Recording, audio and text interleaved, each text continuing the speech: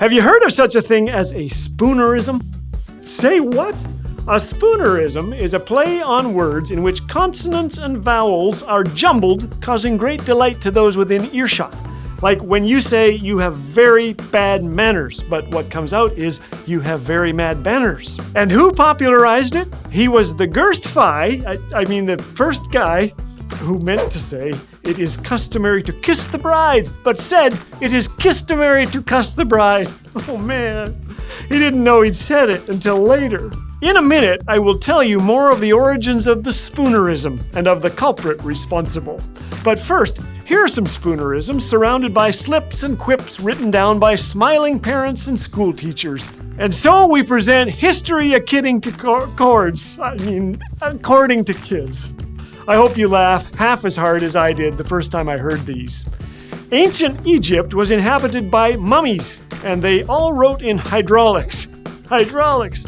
They lived in the Sahara Desert and traveled by Camelot. Didn't know that. Without the Greeks, we wouldn't have history. They had myths. A myth is a female moth. Julius Caesar extinguished himself on the battlefields of Gaul. Dying, he gasped out, "Tee-hee, Brutus!" Rome was invaded by the ball bearings. Christopher Columbus discovered America while cursing about the Atlantic Ocean. The Pilgrims crossed the ocean in hardships. Some truth to that. This was called the Pilgrim Progress.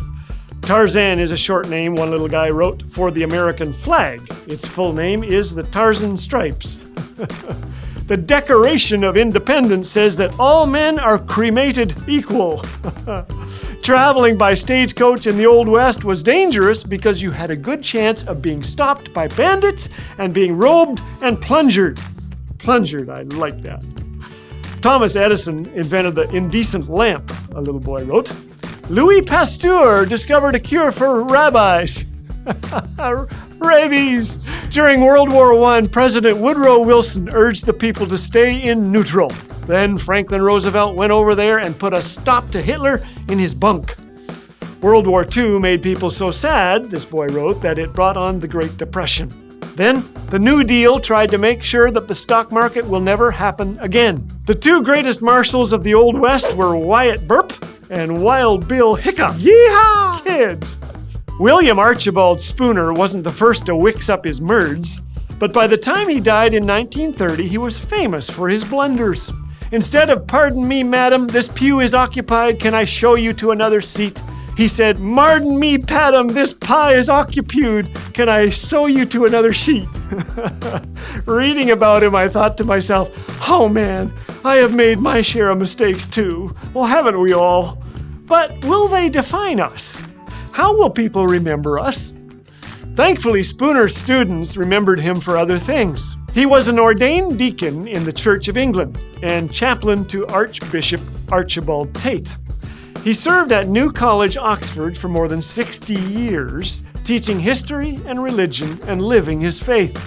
Spooner delivered countless sermons and was said to think so fast at times that his mind would outrun his tongue. Once while preaching, he said the Lord is a shoving leopard, but was quick to point out that no, God is a loving shepherd.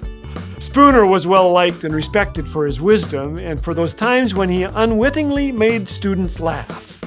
A father of 5, he was married 50 years, which means he knew where to go with his mistakes, don't you think? Knew to laugh at himself and to make things right. May we too be remembered that way.